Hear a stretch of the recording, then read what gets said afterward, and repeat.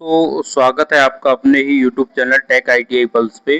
तो दोस्तों, जैसा कि आपको पता है कि हम निमी सीरीज चला रहे हैं। इसके अंतर्गत हम वन बाई वन करके हर एक टॉपिक को कवर कर रहे हैं। तो दोस्तों, इसमें हम पढ़ेंगे नीडल फाइल, है ना। नीडल फाइल के बारे में हम A to Z डिस्कस करेंगे और आगे जो भी टॉपिक आएगा उन सबको कवर करेंगे। तो दोस्तों, आपको पढ़ते रहना है। और यहाँ पे देखिए, नीडल फाइल मिश्रित बनावटों के सेट हैं। दोस्तों, ये एक सेट में मिलते हैं और इनका प्रयोग बहुत सूक्ष्म और हल्के कार्यों के लिए किया जाता है। बस केवल इतना ही याद रखना है आपको, हल्के कार्यों के लिए किया जाता है इसके यूज में। और दोस्तों, जब अपन इसके सेट को देखते हैं तो सेट में ये कई आकार के मिलते हैं। मतलब राउंड एज, फ्लैट टेपर, मतलब अलग अलग टाइप से ये फाइल मिलते हैं और बहुत हल्के कार्यों के लिए इसका उपयोग किया जाता है ना। उसके बाद इसका देखते हैं, ये देखिए इस टाइप से अगर इमेज दे दी है आपको किसी ने, तो आप इसको पहचान जाना कि ये नीडल फाइल का इमेज है ना। ये इसका क्रॉस सेक्शन काट के दिखाया गया है, जैसे feather edge file, crossing file, barrette file, marking file, ये सब फाइल हैं वो नीडल फाइल में भी आती हैं, जो कि छोटे छोटे रहते हैं बहुत। आगे देखते हैं, ये देखिए ये फाइल की यहाँ पे लंबाई दी है। दोस्तों, इसकी लंबाई की अगर बात करें तो 120 से 180 mm तक इसकी लंबाई होती है। ये चीज आपको नोटिस करना है। और एक चीज और देखना है इसमें, फाइल का ग्रेड। दोस्तों, ये इसकी लेंथ वगैरह नाप के बताई है, ये जो कि इमेज मैंने दिखाई दी आपको। अब फाइल के देखते हैं दोस्तों ग्रेड। तो अगर ग्रेड की बात करें तो ये दो ग्रेड में मिलती है। तो इसके दो ग्रेड होते हैं, एक बास्टर्ड और एक होता है स्मूथ, है ना। दो टाइप के कट के ग्रेड होते हैं इसके। बास्टर्ड कट 0 नंबर से दर्शाया जाता है और स्मूथ कट को 2 नंबर से दर्शाया जाता है। नीडल फाइल की पहचान, नीडल फाइल को विभिन्न प्रकार से पहचानते हैं, जैसे ग्रेड ऑफ कट, या तो बास्टर्ड होगा या स्मूथ होगा। नॉमिनल लेंथ 120 से 180 के बीच में कुछ भी हो सकता है। और इसका BIS नंबर, जो कि यहाँ पे 3152 आपको दिख रहा है। तो ये पूरे नीडल फाइल का स्पेसिफिकेशन हो जाएगा। दोस्तों, नीडल फाइल के बारे में बस केवल आपको 3 से 4 जानकारी याद रखना है कि बहुत हल्के और सूक्ष्म कार्यों के लिए किया जाता है इसका उपयोग। अलग अलग आकार में मिलता है। इसकी लंबाई 120 से 180 mm तक होती है और इसके कट दो होते हैं। बास्टर्ड कट 0 संख्या से दर्शाया जाता है, स्मूथ कट को 2 से दर्शाया जाता है। बस, है ना। इतनी चीजें आप अपने नोट्स जो भी बना रहे हो उसमें नोट करते चलना। आगे देखते हैं, यहाँ पे देखिए स्पेशल फाइल, है ना। स्पेशल फाइल दोस्तों बहुत इंपॉर्टेंट है, यहाँ से क्वेश्चन पूछा जाता है। और ये फाइलों के यूज हमेशा कहीं ना कहीं पूछे जाते रहे हैं। एग्जाम के जो क्वेश्चन होते हैं, किसी भी रिक्रूटमेंट डिपार्टमेंट को देख लो आप। तो ये देखिए पहला फाइल है रिफिलर फाइल, है ना। रिफिलर फाइल, इस प्रकार की फाइलों का प्रयोग डाई सिंकिंग और इनग्रेविंग तथा सिल्वर स्मिथी वर्क में किया जाता है ना। बस केवल इसका यूज याद रखना है आपको। रिपलर फाइल, इसकी इमेज का आकार कैसा होता है ये याद रखना, और इसका यूज कहाँ पे किया जा रहा है। Die sinking, engraving, engraving work और सिल्वर स्मिथी वर्क। दोस्तों, ये जो छोटे छोटे कार्य होते हैं बहुत, जो कि ज्वेलर्स वगैरह करते हैं। तो इनग्रेविंग, डाई सिंकिंग और सिल्वर स्मिथ, 3 कार्य के लिए इसका यूज किया जाता है। तो ये नोट्स में आपको लिख लेना है और इसको याद भी रखना है, क्योंकि यहीं से क्वेश्चन पूछा जाता है।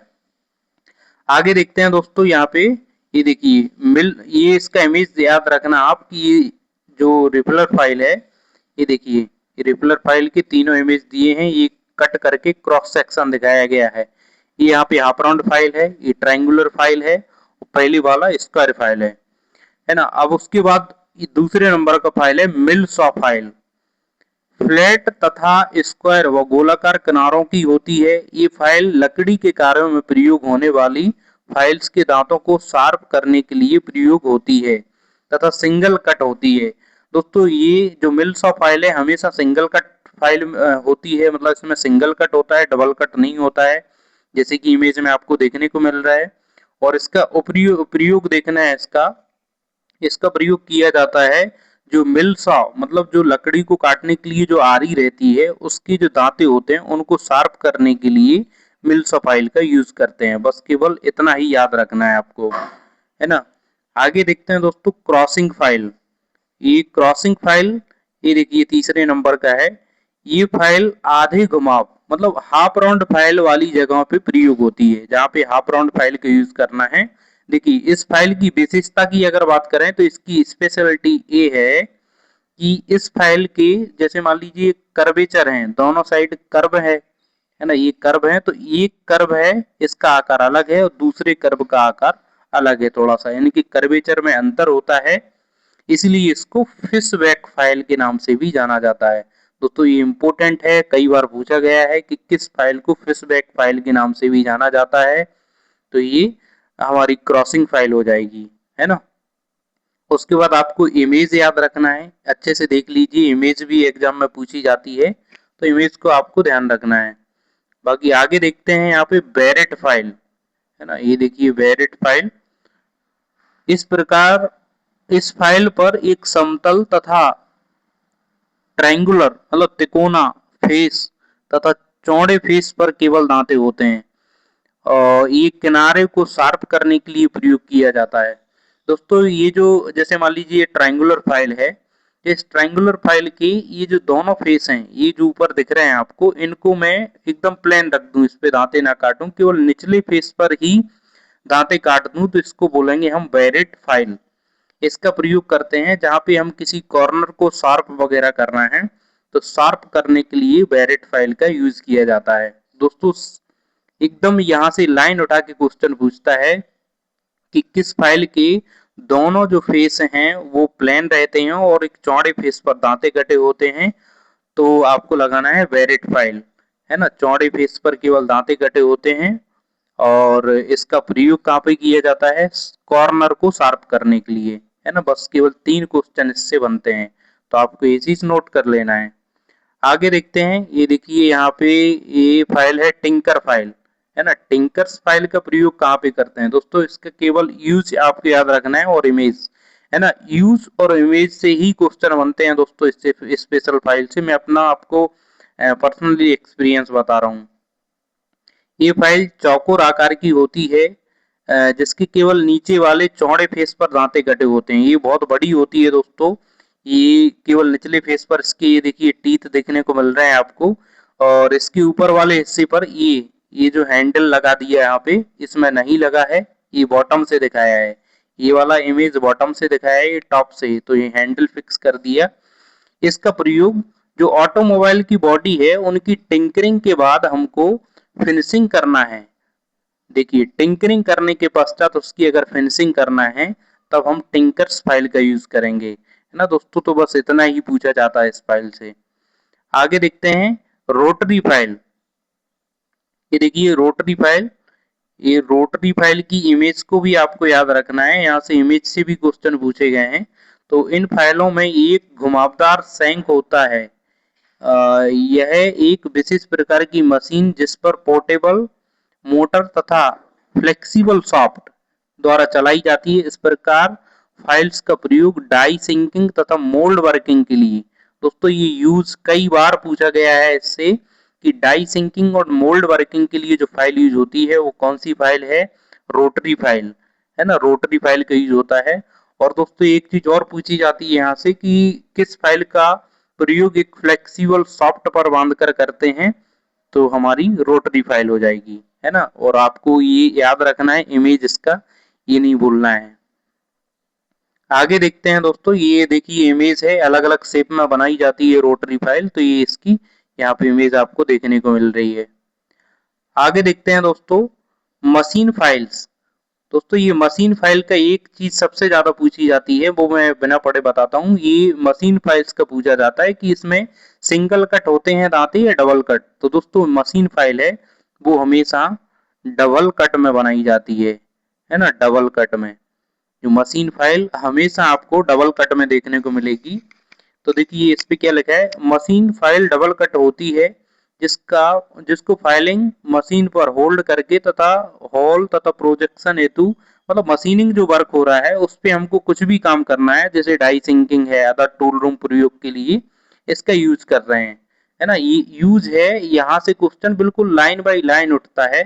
देखिए डाई सिंकिंग तथा अन्य टूल रूम कार्यों में प्रयोग करते हैं, तो दोस्तों हमको क्या ऑप्शन लगाना पड़ेगा इसका, मशीन फाइल्स, है ना, मशीन फाइल्स इसका करेक्ट हो जाएगा। आगे देखते हैं दोस्तों, ये जो फाइल है, तो फाइल में क्या ट्रबल शूटिंग, जिसको क्या प्रॉब्लम बोलते हैं, वो होती हैं। तो इसमें पिनिंग ऑफ फाइल किस चीज को बोलते हैं? तो पिनिंग ऑफ फाइल क्या लिखा है यहाँ पे? तो दोस्तों जब हम, जैसे जो फिटर मशीनिस्ट या टर्नर के स्टूडेंट हैं वो समझ रहे होंगे कि जब फाइलिंग करते हैं तो फाइल 2 या 4 महीने के बाद यूज होने के बाद उसके दांतों के बीच में मटेरियल फंस जाता है, उसके दांते ब्लंट होने लगते हैं, है ना। तो जो दांते ब्लंट होते हैं वो किस वजह से होते हैं? क्योंकि जब हम कटिंग करते हैं तो जो शार्प दांते हैं उन दांतों के बीच में जो गैप होता है उसमें हमारा जो मटेरियल काटा जा रहा है, माइल्ड स्टील जिससे हम जॉब बनाते हैं, वो वहां दांतों के बीच में आके फंस जाता है। तो जो दांतों के बीच में मटेरियल फंस रहा है उसी को बोलते हैं पिनिंग ऑफ फाइल, है ना। रेतियों की पिनिंग, ये इंग्लिश में बोलते हैं पिनिंग ऑफ फाइल। तो दोस्तों ये जो पिनिंग ऑफ फाइल है ये क्या करता है? जैसे मान लो पिनिंग ऑफ फाइल हो गया तो ये मटेरियल को सही से नहीं हटाएगा, और जब हम किसी जॉब पे फाइलिंग करेंगे तो स्क्रैच वगैरह आएंगे, है ना।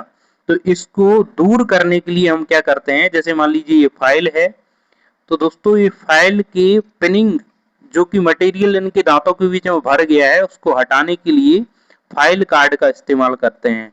फाइल कार्ड या कॉपर स्ट्रिप, है ना, कॉपर या ब्रास की स्ट्रिप, ये देखिए यहाँ पे देखने को मिल रही है इस इमेज में आपको, ये ये कॉपर या ब्रास की स्ट्रिप है। दोस्तों कई बार एग्जाम में क्वेश्चन पूछा गया है कि पिनिंग ऑफ फाइल क्या है, और पिनिंग ऑफ फाइल को हम जो प्रॉब्लम है उसको सॉर्ट आउट कैसे करते हैं, है ना। तो ब्रास और कॉपर इसकी स्ट्रिप से हटा सकते हैं, या फिर हम फाइल कार्ड से इसको साफ करते हैं। उसके बाद देखते हैं दोस्तों, एक चीज और पूछी जाती है दोस्तों, एक और सिंगल क्वेश्चन यहाँ से याद रखना कि पिनिंग ऑफ फाइल से बचने के लिए क्या किया जाता है? फाइल के फेस पर चौक का पाउडर लगा देते हैं, है ना। जब पिनिंग ऑफ फाइल से बचना है तो फाइल को यूज करने से पहले इसको चौक के पाउडर से भर दें, जिससे क्या होता है कि जैसे मान लीजिए कोई पार्टिकल्स अगर दांतों के बीच में फंस भी गया तो वो आसानी से ब्रश से निकल जाता है ना।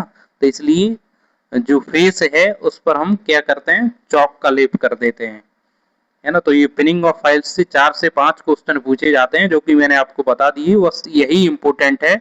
आपको लाइन बाय लाइन यहाँ से क्वेश्चन देखने को मिलेंगे, ये मेरा आपको प्रॉमिस है।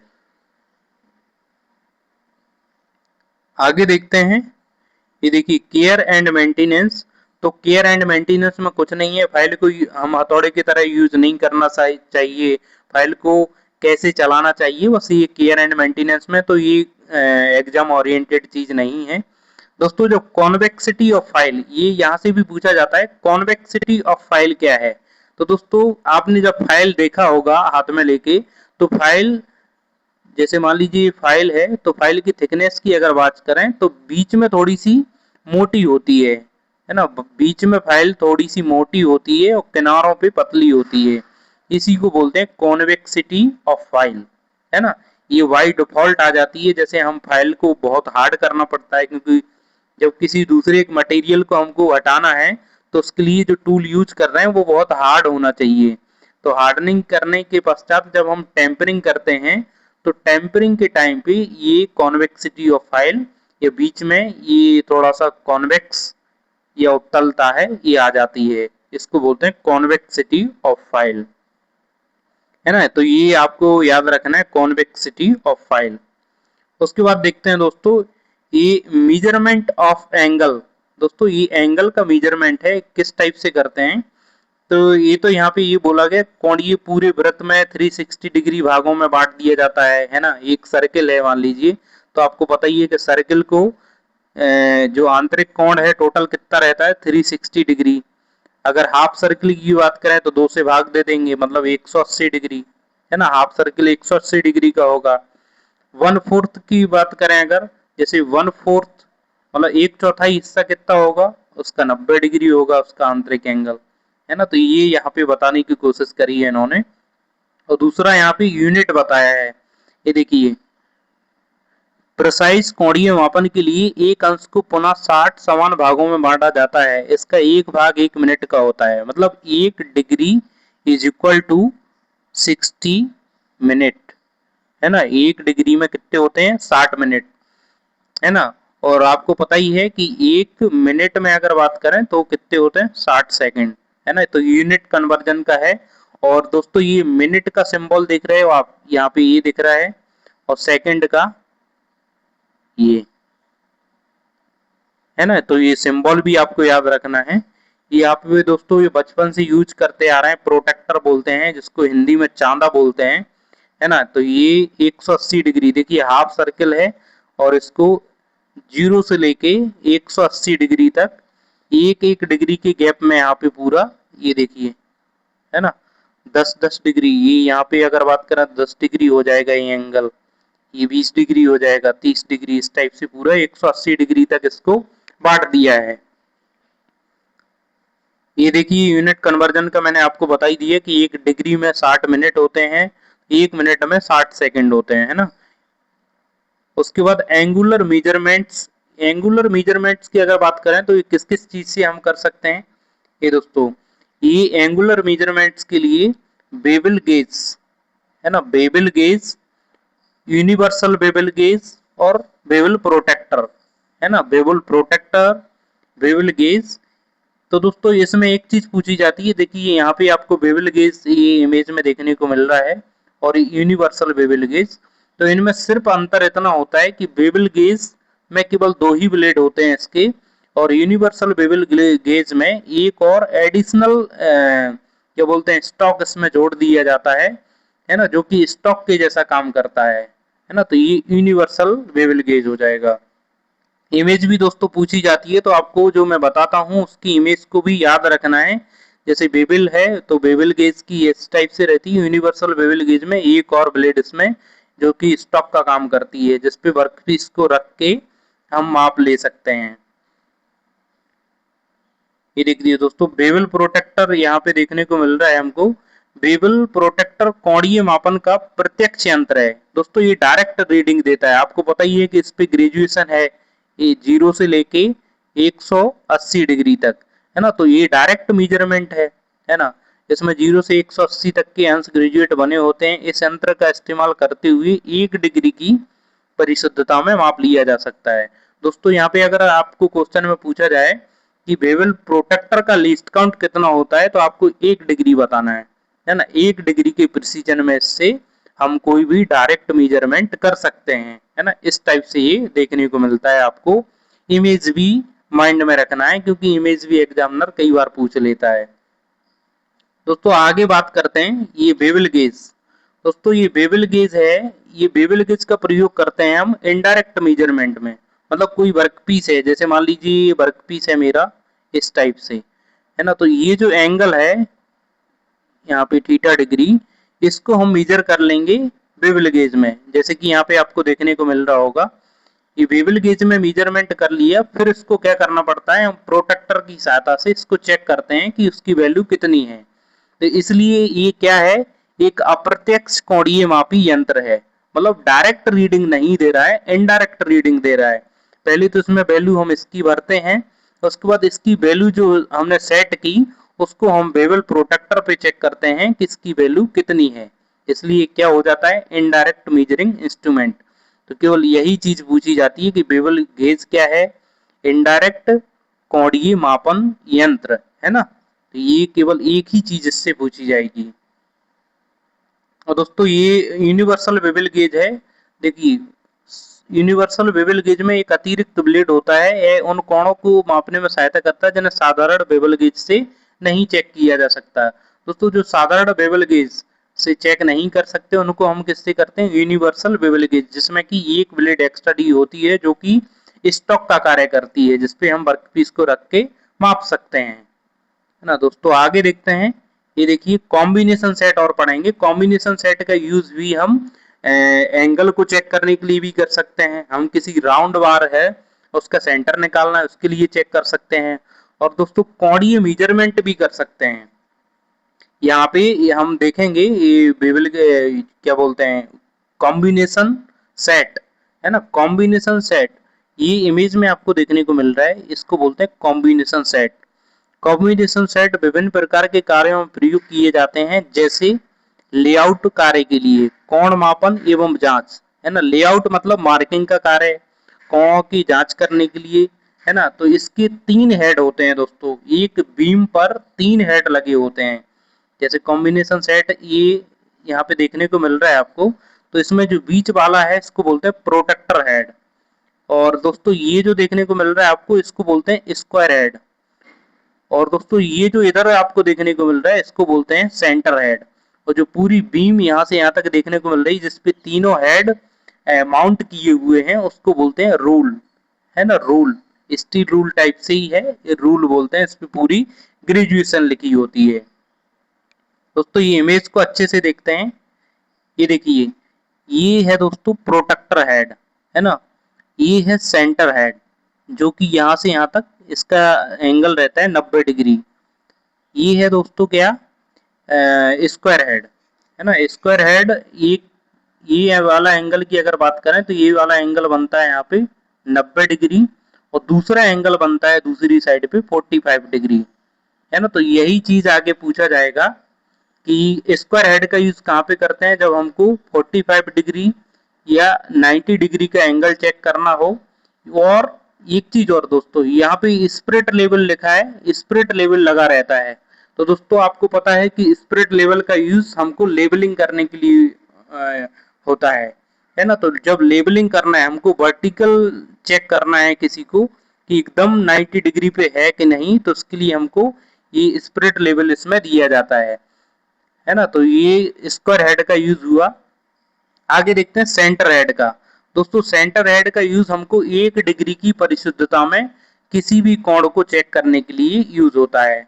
और दोस्तों इसका एक और यूज की अगर बात करें सेंटर हेड का, तो इसमें भी एक स्पिरिट लेवल लगा होता है जो कि हॉरिजेंटल को चेक करने के लिए किया जाता है ना। कोई जो पार्ट है वो एकदम हॉरिजेंटल है कि नहीं, उसकी लेवलिंग के लिए जो उसका प्रोटेक्टर हेड है उसमें क्या लगा रहता है, स्पिरिट लेवल लगा रहता है। तो दोस्तों इसके 2 हेड हैं, जैसे कि मान लीजिए स्क्वायर हेड है और प्रोटेक्टर हेड है, इन दोनों में स्पिरिट लेवल लगे होते हैं।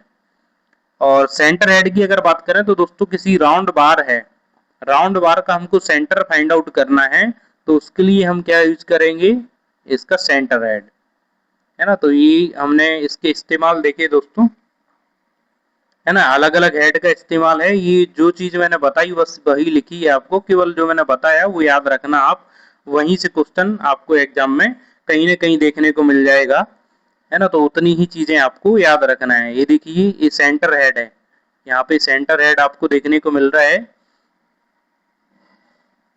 ये देखिए सेंटर हेड। ये यहाँ पे ये इमेज नंबर 5 है, इसमें सेंटर हेड दिखाया है, जिसका कोई रॉड है उसका हम सेंटर फाइंड आउट कर रहे हैं इससे, है ना। और ये अगर बात करें तो ये स्क्वायर हेड है जिसको 90 डिग्री पे सेट किया जा रहा है, ये स्क्वायर हेड है। और ये क्या है दोस्तों, प्रोटेक्टर हेड, जो कि 1 डिग्री की परिशुद्धता में किसी भी कोण को मेजर करने के लिए उपयोग किया जाता है। आगे देखते हैं दोस्तों, ये देखिए ये यूनिट वाला चैप्टर है दोस्तों, ये यूनिट लिखी हुई है यहाँ पे, ये आपको ध्यान नहीं रखना है, केवल इस पे यहाँ देख लेना है फोकस करके कि लंबाई की ऐसा यूनिट क्या होती है, मीटर, है ना। द्रव्यमान की क्या होती है, किलोग्राम। समय की क्या होती है, सेकंड। Current ampere. तापमान की केल्विन। और जो प्रकाश की तीव्रता है उसकी यूनिट क्या होती है, कैंडेला, है ना। फुट, ये foot, pound, second, ampere, Fahrenheit, candela, है ना। ये ब्रिटिश में है और ये मीट्रिक में है।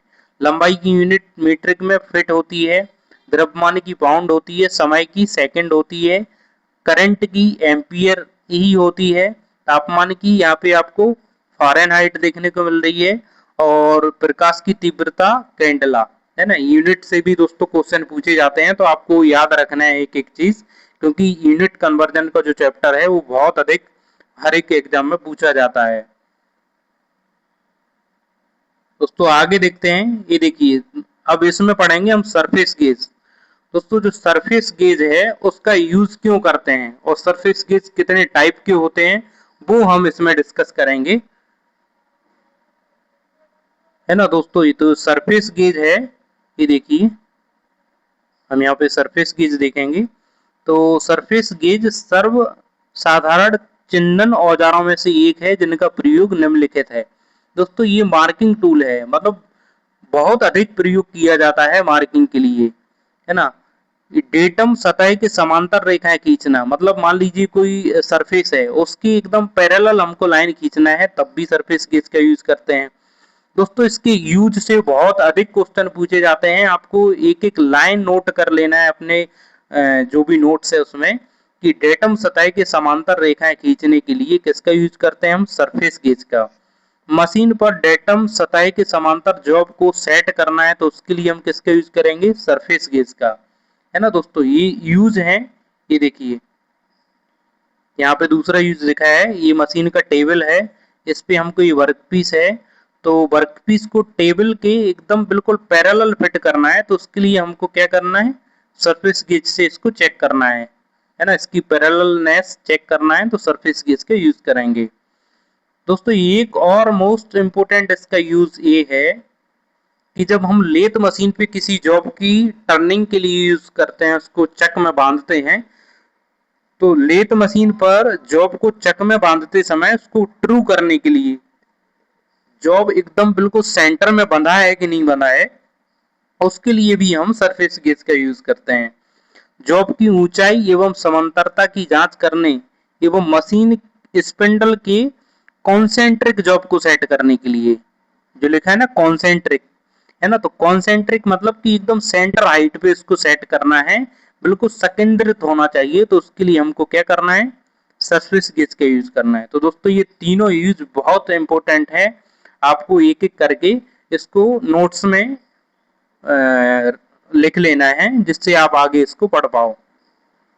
दोस्तों ये सरफेस गेज का यहाँ पे फिक्स टाइप है, उसको दिखाया गया है।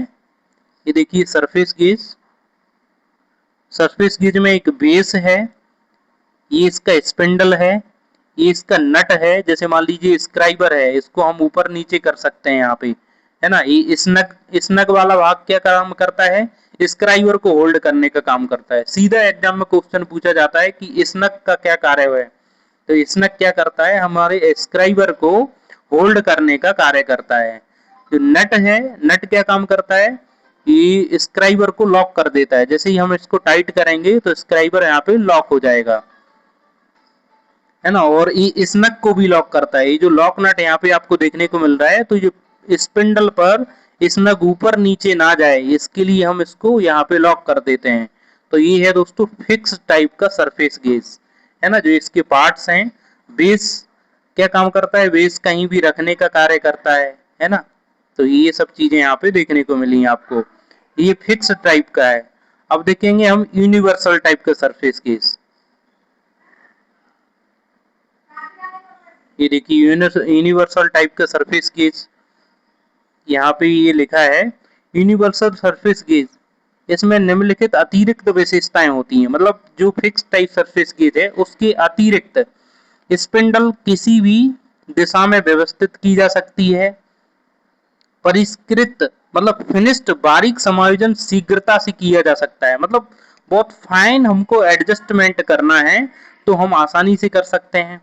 बेलनाकार सतहों पर भी इस्तेमाल किया जा सकता है। अब वो क्यों किया जा सकता है वो हम इसे इमेज के थ्रू समझेंगे, यूनिवर्सल सरफेस क्यों, है ना। यूनिवर्सल सरफेस गेज है, ये देखिए ये यूनिवर्सल सरफेस गेज की इमेज आपको देखने को मिल रही है। दोस्तों ये यूनिवर्सल सरफेस गेज में क्या डिफरेंट है, इसको बेलनाकार सतहों पे प्रयोग क्यों किया जा सकता है, क्योंकि इसके बेस पर वी आकार का स्लॉट कटा होता है, जिसको बोलते हैं वी ग्रूव, ये आपको यहाँ पे देखने को मिला। उसके बाद ये इसका बेस हो गया, है ना, बेस दिखा दिया। ये दोस्तों जो दो पिने देखने को मिल रही है ना आपको, इसको बोलते हैं गाइड पिन, ये एक्स्ट्रा होती है इसमें। ये रॉकर आर्म, यहाँ पे देखिए इमेज में देखने को मिल रहा है आपको rocker arm, fine adjustment screw, ये अलग से होता है इसमें। स्पिंडल, क्लैंपिंग नट, स्नग, स्क्राइबर, ये दोस्तों सेम एकदम फिक्स टाइप के सरफेस गेज के हो जाता है। अब इसमें देखिए ये जो एडिशनल चीजें दी हैं, जैसे कि गाइड पिन आपको देखने को मिला, रॉकर आर्म देखने को मिला, वी ग्रूव। तो दोस्तों यहाँ पे जो वी ग्रूव है वो किसी भी सिलिंड्रिकल सतह पे आसानी से रखा जा सके, इसलिए इसमें वी ग्रूव दिया जाता है। दोस्तों ये गाइड पिन का यूज कहाँ पे होता है, कोई भी डेटम एज के समांतर हमको लाइन खींचना है तो उसके लिए हम गाइड पिन का यूज करते हैं। और दोस्तों ये जो फाइन एडजस्टिंग स्क्रू, ये जो रॉकर आर्म पे लगा है, इसका यूज करते हैं हम पिलर को एडजस्ट करने के लिए। पिलर को किसी भी एंगल पे हम इससे झुका सकते हैं। बहुत फाइन एडजस्टमेंट इसके थ्रू हम कर सकते हैं, है ना। तो ये इमेज से दोस्तों आपने समझा इसको कि क्या क्या उससे अलग है फिक्स टाइप सरफेस गेज से। इसको बोलते हैं यूनिवर्सल सरफेस गेज। तो दोस्तों इसमें एक एक पार्ट्स का हम यहाँ पे बुक में क्या लिखा है उससे देखेंगे।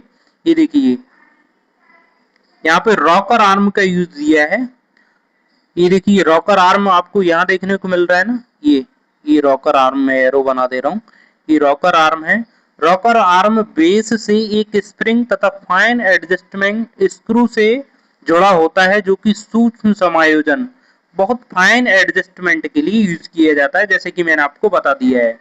स्पिंडल, यह रॉकर आर्म से जुड़ा होता है। दोस्तों ये एग्जामिनर कैसे क्वेश्चन पूछता है मैं आपको बताता हूँ कि यूनिवर्सल सरफेस गेज में स्पिंडल कहाँ पे फिट किया जाता है।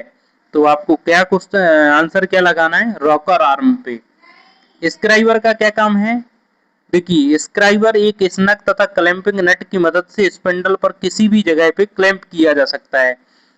स्नग का कार्य पूछा जाता है दोस्तों कि स्नग का क्या यूज है। तो स्नग का यूज है हम स्क्राइबर को इस पे पकड़ते हैं, स्नग पे, है ना। तो ये अलग अलग मैंने सभी पार्ट्स के आपको यूज बता दिए, है ना। तो दोस्तों ये केयर एंड मेंटेनेंस की अगर बात करें तो दोस्तों इसको कटिंग टूल्स के साथ में नहीं रखना चाहिए, है ना। अगर आवश्यक हो तो स्क्राइबर की जो पॉइंट है उसको शार्प कर लेना चाहिए। मार्किंग करते समय अधिक दबाव नहीं देना चाहिए। तो इसके केयर एंड मेंटेनेंस के ये यहाँ पे पॉइंट्स दिए हैं। दोस्तों ये जितनी भी मैंने आपको टॉपिक पढ़ाए ये बहुत इंपॉर्टेंट है और आपको बहुत अच्छे से इसको कवर करना है, क्योंकि दोस्तों आगे ये एग्जाम में कहीं ना कहीं पूछा जाएगा, है ना दोस्तों। तो मैं आपको इतना प्रॉमिस करता हूं कि अगर 1 बाय 1 करके आप नोट्स बनाते हैं तो आपको यहाँ से एक सिंगल क्वेश्चन भी बाहर देखने को किसी भी एग्जाम में नहीं मिलेगा। तो दोस्तों वीडियो देखने के लिए बहुत बहुत धन्यवाद। अगर वीडियो से आपको जरा सा भी फायदा होता है तो आप अपने दोस्तों के साथ शेयर जरूर करें, चैनल को सब्सक्राइब करें और लाइक करें। धन्यवाद।